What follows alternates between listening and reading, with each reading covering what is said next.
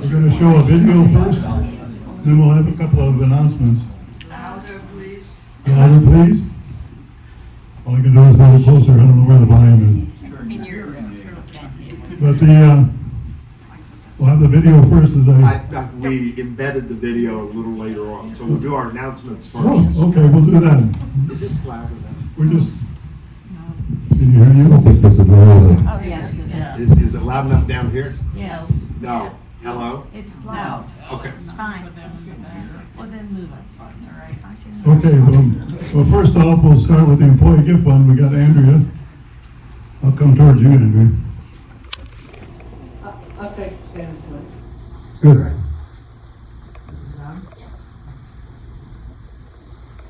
I'm here to talk to you about the employee gift fund. And as you know, we're in our final month of this year's collections. And I would like for you all to give yourself a round of applause. We collected the largest amount of money in October that we've ever collected in the history of the fund, as far as we can tell. Wow. We took in $30,000 in 1 month. Wow. However, we're still $50,000 under where we should be. So, we've got a lot more to do. We've got a lot of employees, more employees this year than last, and they're in as much need as we all are. We're feeling the pinch of inflation. Put yourselves in the position of someone who's trying to raise a family. The pinch they're going through is even more severe. So, open up your checkbooks. If everybody gave a little bit, we'd make it, okay? So if you haven't given anything yet, give something. If you have, if you can put an extra 20 in, it would help, okay? Thank you very much. Thank you, Andrea. I want to remind everybody that the ROVA meeting is this afternoon, Next slide. 2 o'clock. And right here in this room, 2 o'clock. So after this meeting, you can go and have lunch in the north dining room and then come back satisfied and enjoy a good meeting. I've heard he's not only a good speaker, but he's from Iowa. So that makes a couple of us who are from Iowa here. So after that, and Johanna, you had an announcement about the craft sale. My announcement really is about Thanksgiving and being thankful. We have a table of plenty over here, and we are collecting whatever you want to give that is, non-perishable. And we will be donating that to Harbor Dish. They are a group of people who are volunteers in Safety Harbor who do not feel like they should ever waste food. So they take food and distribute it to people who need it. And then if they have waste left over, they make it compost, so nothing goes to waste. And on that word, the place made a little too much Sicilian chicken soup. So tomorrow at the Arts and Crafts sale, we are going to sell soup. Not really sell, it's donated. You can come and put whatever donation you want in there and get a container of soup, so you can have something for lunch any day you want. Is anybody here to mention about the jewelry sale? You know, that's coming up Friday. Anyway, Friday there's a jewelry sale. Yeah, the 11th. You know the time? 10 to 12. 10 a.m. to 12. So all you guys go out there and get your Christmas presents. Okay, Brent. Chris, they had to move the jewelry sale from here where it should be because of an exercise class. So it will be out there in the little lobby, in the front lobby of the South It Building. will not be here in the grand lobby, it'll be in the little lobby. It benefits, and it will benefit because we care. Okay, In the little lobby, we have a new name. That one? That one. Reception. And Chris, would you share your mic with Tim? And, all right, so we have an update on construction. We're going to skip ahead a couple of slides here. Keep going right here, and there are 3 slides that Tim is going to go over. We're glad you're here this morning. Good morning, everyone. Morning. So to start off with some news, I don't have good news. Can't It's all hear bad you. news. Louder, yeah, there you go. How's that? Yeah. Okay. So just to kind of recap, the roof is at 95%. We still have a couple of things left to do over here by the south building. We're hanging drywall and finishing inside the town hall right now. We're also doing the same in the beauty salon and the fitness center, excuse me. We're expecting to start primary paint next week. This week we're also starting, the windows have finally been installed, hallelujah. We're starting our stucco on Thursday. We're also doing a trim out at the covered walkways here. Next 2 weeks we're gonna be doing our stucco and trim out. As soon as that's done, we're gonna start painting on the outside. Inside, like I said, we're hanging the drywall right now, we'll be finishing it. We're going to start our ceramics this week. Next week, we're going to continue painting. We're going to start our interior finishes with the flooring and the wainscoting and everything else that's going inside. So, all that being said, we're probably looking at finishing the beauty salon and the fitness center the first week of December. Oh, good grief. I know, I'm sorry. It's early. I'm Do the doing beauty best I shop can. first. I'm doing the best I can. And the town hall itself, we're probably gonna be looking at more towards the middle of December. Middle of December. If all goes well. Yes, ma'am. On the stage, are you going to have a ramp? I see boards there that indicate a ramp. Are you building one? I believe there's a temporary ramp that's being provided by the facility that. can It's be a taken portable away. ramp, Johanna. But yes, there will be a ramp of some sort, yes. Okay.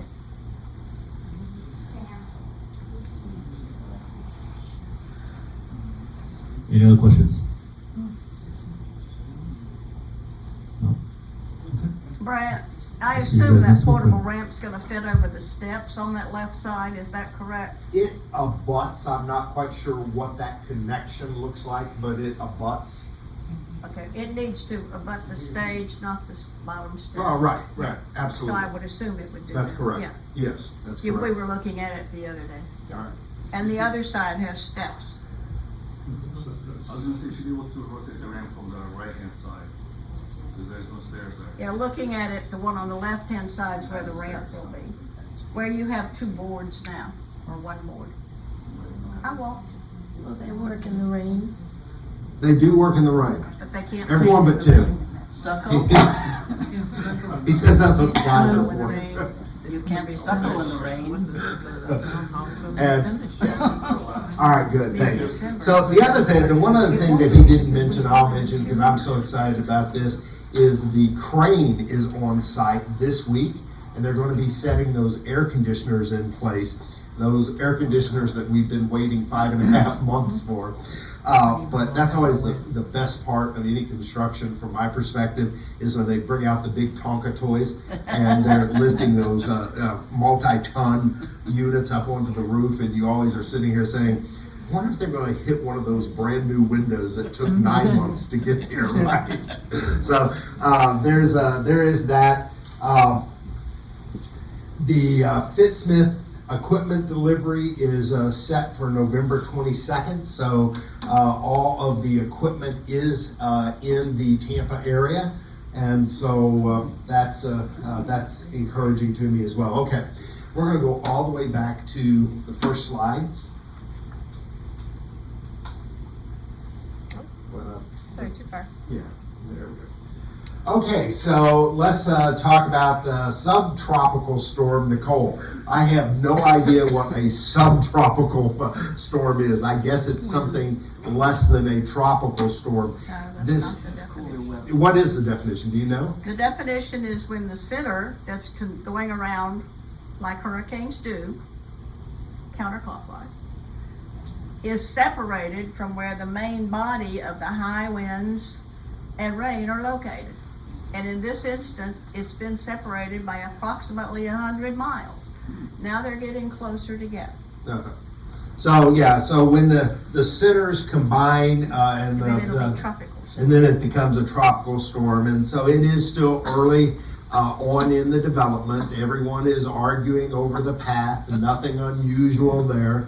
The one thing that we do seem to be in alignment on, whether no matter what source you're looking at, is that this is going to be a minimal hurricane. This is if it goes to a hurricane level at all, it's going to be a 1. They're not anticipating winds in excess of 45, 50 miles an hour. There are a couple of different thoughts. One has it coming in across central Florida and right over Seminole County just to our immediate south, and then it will do a UE once it gets into the Gulf and head back across the state, exiting north of Jacksonville. And then there is another model. This is the Ventura Sky Ventosk that we're following, and that shows it coming in on the eastern seaboard just south of Orlando and almost immediately turning north and exiting up the coast and out at Jacksonville. The reality is we're too far out to have a clear path. We hope we will start to see that develop late this evening and into tomorrow morning. In terms of what we need to do here at Regency Oaks is we just need to be prepared. We're going to continue to watch and to monitor the storm. I don't believe that this is going to be much of a weather event for Regency. We are going to probably get some heavy rains and some light gusts. There's a call this afternoon to see if Regency Oaks has the capacity to serve as a receiving community for any of our sister communities over on the East Coast, our small assisted living communities. I really don't think with our town hall being out of commission and our old town hall being under construction that we really are a great candidate to be a receiving community, but I will participate in that phone call. So nothing for you to do at this point. We are not suggesting that you move into hurricane mode. We still think this is going to be a tropical storm that's going to have little impact on Regency Oaks, but we will keep you updated. Look for updates on 732, and then of course we'll also do something in the mailboxes if something should change. I wanted to add to that I'm not a weatherman. The only reason I knew the difference in subtropical and tropicals because Dave Osterberg explained it to us this morning. There we go. All right. So here's a video, and I wanted to go through this, and it's something that we put together after Southport Square, which was the community that was hit by our last hurricane.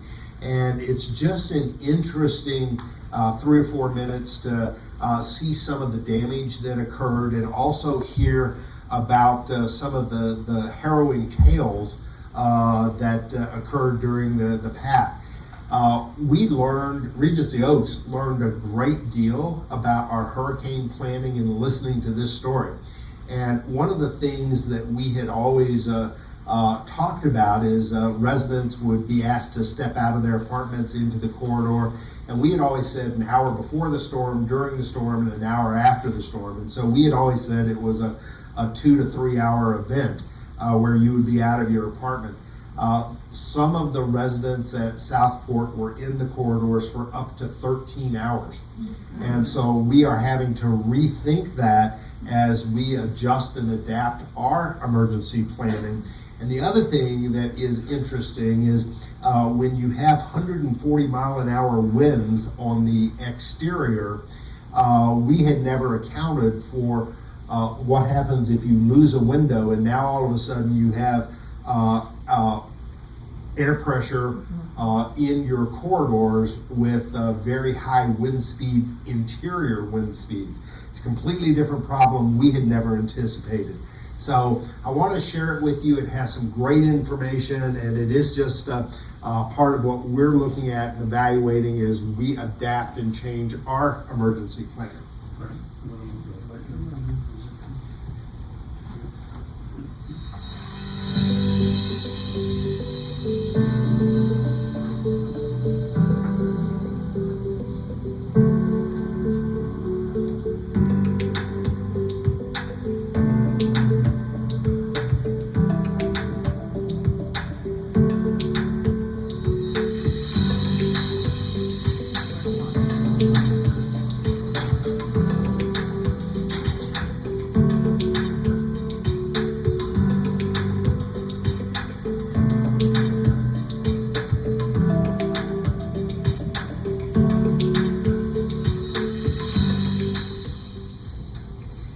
as these windows started to break, we had to, kind of change our plans a little bit, and we started working on our next steps of keeping our residents safe, and that is where we actually secure our corridors. So as you can see behind me here, it's a pretty long corridor. This is where all of our resident apartments are. So as we evacuate into our hallways, we bring residents into the corridors, we shut their apartment doors, and that keeps any of the challenges of maybe windows breaking in an apartment or something coming through a window in an apartment. It keeps the resident away from those windows and keeps them safe ultimately. So what happened with these windows when they started breaking, you'll see these fire doors behind me, and these fire doors are able to close. And so what happens in our fire during the hurricane, we actually had to close these fire doors. Well, they're pretty heavy doors to begin with. And as the doors started closing, we realized that there was way too much wind pressure coming through these corridors. And so these doors were actually blown open and slamming shut with the wind speed. So we had roughly, I would estimate about 40 to 50 mile an hour wind speeds coming through our corridors. So we actually started screwing these doors shut. And so what we did was we had planned and had Tapcon screws to go right into our concrete subfloor. And we had our battery-operated drills and battery-operated screwdrivers ready to go. And so we actually, we had staff that jumped into action right away, including myself, as we had some of these windows being jeopardized. And we were able to actually, press our entire body against those doors to kind of hold them shut for a period of time as we were able to get those doors secured. Happy to say that all of our residents and all of our staff made it through safely, and we're on the other side of this now and working through the rebuilding process, and can't wait for our campus to get back to normal operations again. But I hope this maybe shared a little bit of kind of what we went through with Hurricane Ian and some of the challenges that we were faced with. But I will say that every single staff member that was here during the storm is a hero in my book. Some of these folks, you talk about somebody that normally works in an office job, being able to jump into action and protect residents from windows breaking, and being able to hold some of these doors shut with their bodies while we're screwing stuff into the ground. Just incredible stories from what we endured here at Southport Square. Hi, my name is Irma Jean. I'm a waitress at Gables West Dining Room, and I had the privilege of sheltering here, taking shelter here for the past 3 days, and my son was with me, and that was awesome. Also, he got to watch me serve. He got to serve with me. It was amazing, and it was kind of wild out there, but there's no other place I'd rather be, to be honest with you. The residents have become families, and I've been here about 4 years, I'd say, and I'm just happy to be safe. I'm happy that, I still have a job, and my son again was able to be here also, and I'm just grateful. I'm just filled with gratitude right now.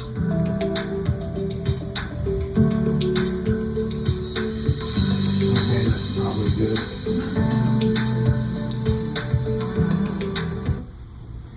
So that was the other thing that I wanted you to hear is, the biggest part of our hurricane preparedness is our staff. And the fact that we welcome our staff and their families into the community. That's how we make sure that, it's really hard for them to think about keeping you safe if they have to worry about keeping their families safe. And so that's a big part of what we do as our emergency planning, is to make sure that we can take that burden away from our staff members, give them the comfort and peace of mind of knowing that their families are here, their pets are here, and that we're providing that level of care. The other thing that was just so interesting to me, think about 50 mile an hour winds in the corridors. So you have 140 mile an hour winds that are blowing out windows and ripping off roofs. You have 50 mile an hour winds in the corridors. That means you and I would not be able to stand in the corridor. Now maybe some of these younger kids here might be able to do that if they didn't blow away. They're considerably smaller. But that was a real challenge. And I've talked to Brian. That was Brian Hess. He's the executive director down at Southport Square. And he literally, they were taking these big maintenance guys and leaning them into the door, because they had that flat door that they're trying to hold shut against 50 mile an hour winds as they screwed it and anchored it into the concrete. It was so bad in one wing where they had lost multiple windows that it ripped the door right off the hinges and had it flying down into the a common area. So, let's hope Regency Oaks never has to endure a Category 4 or 5 hurricane. But we did learn an awful lot just in through the experiences of Southport Square, and then also the Glenview, which is our community up in Naples. Okay. COVID update real quickly. When we transferred, I apologize right now, when we transferred this slide presentation from one system to another, we lost a lot of this formatting, and so I that's my responsibility, and it doesn't look real good. But what that actually says is that the positivity rate jumped in Pinellas County this week to 8%. That's a pretty significant increase, but I'm not worried about that. And so if you've been following it on the news, you've seen that there's been an increase. But if you look at the 10-week average, which is, I think, a much better predictor of where we're going, I just think this was a blip in the road. We've been down under 5% for 10 weeks. It popped up a little this week. I'm not worried about it. The other good news is you remember that we had a little bit of an outbreak over in the health center. That was contained. It did not spread. Our numbers look great. And so we continue to monitor flu and COVID, and we are getting right into the heart of the season. But right now, I'm looking out there and I don't see anything that we need to necessarily be concerned about. I think we're in good shape. Brant, do they separate it between vaccinated and unvaccinated? They do, yeah. And so the question was, do they separate the numbers between vaccinated and unvaccinated? And yes, you can drill down and get that level. And just as you might suspect, the number of people who are infected, it really looks very similar whether you're vaccinated or not vaccinated. Where you see the difference is in the outcomes. If you're not vaccinated, it's the symptoms are very severe, where if you're vaccinated, they're mild to moderate. And so that's where you really see the difference in the numbers. The vaccine does not prevent you from getting COVID. It just makes sure that if you get COVID, it's going to have mild and moderate symptoms for you. North Building renovation. Bobby, you want to update us? You just want me to do it? Go right ahead. Okay, great. We've chosen, this is awful, we've chosen a base color and trim. And for anyone who has been up on the 4th floor over in the North Building, they were working on the 3rd yesterday, but the 4th floor is done. And so if you go down to the R wing, you're able to see what the new color combinations look like. And I think they really are going to be great.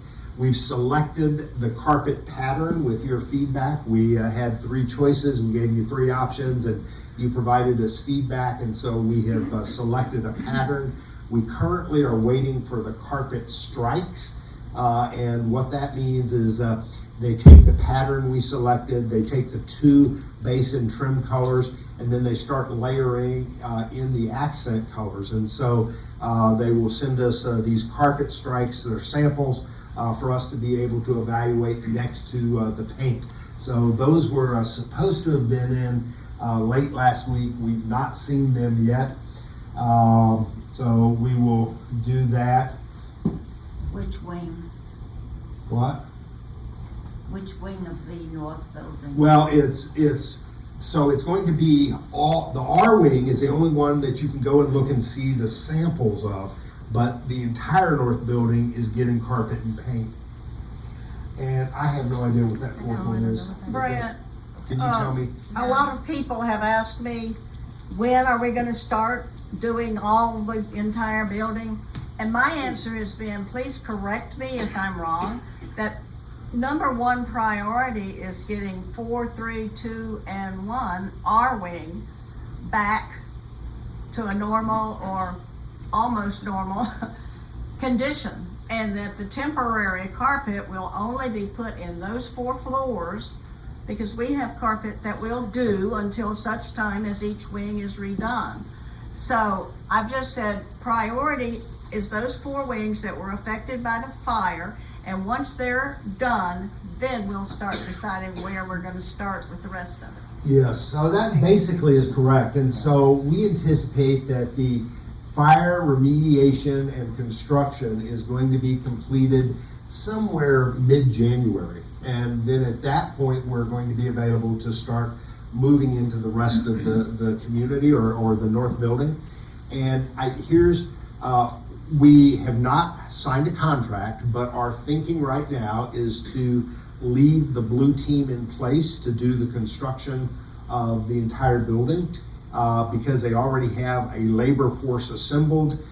They have done, at least from our perspective, they've done a really good job in terms of being able to secure supplies, meet timelines, and provide a quality product. So we've been really pleased with the blue team. And one of the things that we don't want to do is have them move on to another job. If we have them, we ought to figure out how to keep them because, as you know, labor is a major issue, and it's really impacted the construction that you see going on in the town hall. All right, next slide. Let me just make sure he didn't miss anything. Okay, that's too quick for me to be sure of that. All right, so we'll go to the next one. Oh yeah, columns. The new columns are up. Have you seen the new columns? Right. Yeah. They're going to look nice. All right.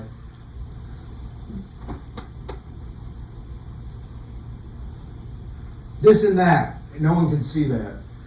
Fencing. The fencing is started this week, and they're going to be doing quite a lot of fencing replacement. The entire northern fence across the property, and then that fence going all the way down on the west side where the garden area is. They are fencing in a couple of the recycling pumps, the old wells. And so you're going to see some new fencing out and about. Stairwells are completely done in the south building. There's still some touch up. They've moved to the north building, and they've started over there. So if you haven't seen one of the stairwells, you might want to check that out. The pergola is getting painted. They had the first coat in, and it just soaked up all that paint. It was a base and undercoat, sort of a sealer. And so now we'll start putting on the final applications. That will look good. Last week, I understand that they shared the updated lighting selections with residents, and that we got thumbs up. So we're ready to get those ordered, and we'll do that this week. We did get feedback from Juan on the vinyl replacement. The vinyl replacements have gone up to $2,000, but just over a period of time. But he's giving us a 25% discount for anyone who wants to do it on this list. And so for $1,500, regardless of whether you have a small apartment or a large apartment, he'll replace the vinyls and new frames with all the hardware and the springs, the whole works, for $1,500. And so Darwin is starting a list. And anyone who wants to take advantage of that, you just need to get signed up on the list, and we'll be able to do it through a group discount. So if you're interested, contact, how are we going to do that, front desk? Betsy, maybe? John Carla, or... She's never there at the phone yet. So... Email Darwin, maybe. Front desk. Probably front desk. So, and so you'll recall Darwin, because he's in and Juan Carla, they're in an office, and so they're not really on our phone system. They're sort of bootlegged, And so it's very, very hard. You know that you can't leave a message up there. Best thing to do is call the front desk where we can communicate and get you on that list. Should we submit a work order? You could submit a work order. All right, and I think that's it. So I'll open it up for any questions. I gather that I have to move out of my apartment when they do the work. When will that be? What work are they doing in your apartment? They have a new floor, painting, Yep, all this, everything. yep. You do have to move out of your apartment. And you'll be out for about 2 weeks. So they will move me to a new apartment or A guest suite? guest room. Yeah, you're phase 2, right? I think you're phase 2? Yeah. Should be out less than 2 weeks. And every once in a while there's talk about a roof over the outdoor kitchen. I know last pop-up, Ricky and Johnny got a little wet because it was raining. Yeah. Is there still any, thing Yeah. on the Yeah, there's docket? been some discussion. There's been, we really haven't settled on a design that we love. Has everyone seen the design that we're looking at with the copper roof to match the gondolas? Cupolas, sorry. I'll bring that next week and show you what we're looking at and take your feedback. Grant, when you were talking about the windows, are you talking about like the lanai windows and replacing that vinyl The vinyl, yes, with the occupant paying $1,500 for the complete job? correct. Wow, that's a milestone. glass. It's not glass, it's vinyl. Oh, you're replacing vinyl with vinyl. Vinyl with vinyl, yes, sir. Oh. And the framing is included? Well, it's the framework. It's not the support post, but it's they take out those all the clips and the supporting clips, and so it's all new vinyls and then all new tracks and clips. What about the screens? No, they can do the screens, but that's not included in the vinyl replacement. What about? What the question was? What about the screens? Is that included in the 1,500? And the answer is no. That would be an additional charge. Most of you will not need screens in your lifetime. The vinyls are good for somewhere between 5 and 7 years, and then the screens are good for between 15 and 20 years. And so most of you won't need screens. If you need and want to consider that, we'd certainly get you a price on that as well. I have two questions. Grant, was any consideration or exploration done for windows?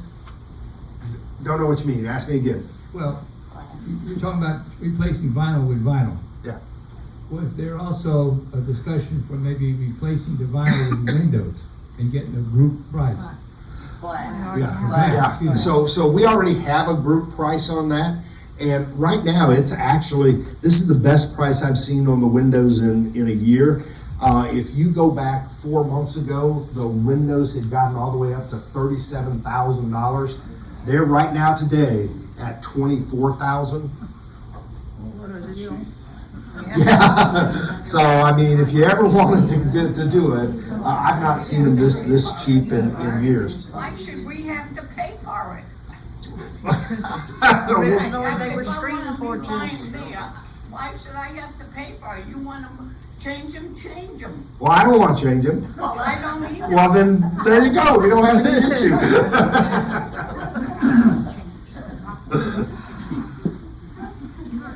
What else? I don't think a lot of people really know that originally all of the lanais were just screen. Yeah. And it was at the option of the resident if they wanted vinyls. That's why you pay for it. Yeah. Now it's people have lost sight of that. That's a great point, Bobby. People have lost sight of that because there's only a handful. I think it's maybe 3 apartments that are left where they are still the original construction, nothing but screen. But then over the years, people started adding vinyls, and then they added the glass lanais, and so it's just changed over the years. Improvements. Well, the glass lanais, but strong glass, It's hurricane rated. they were rated glass. That's on the lanai. Yeah. The other question I had, have you ever looked at the furniture outside the library? It's all worn out looking furniture and should be replaced. So yes, the furniture in the entire north building is 16 years old. It's worn, it's tired, it's past its prime, and that's why we're doing a north building renovation.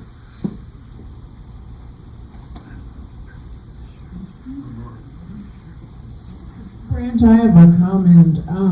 I'm not affected by it, but the new furniture on the front porches is really uncomfortable, and I've heard a lot of talk about people that have to sit on it. They don't go out anymore.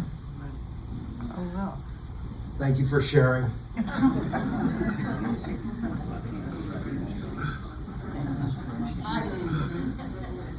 Do I understand that more pillows are going to be ordered because they are desperately needed? 24 more pillows are on order.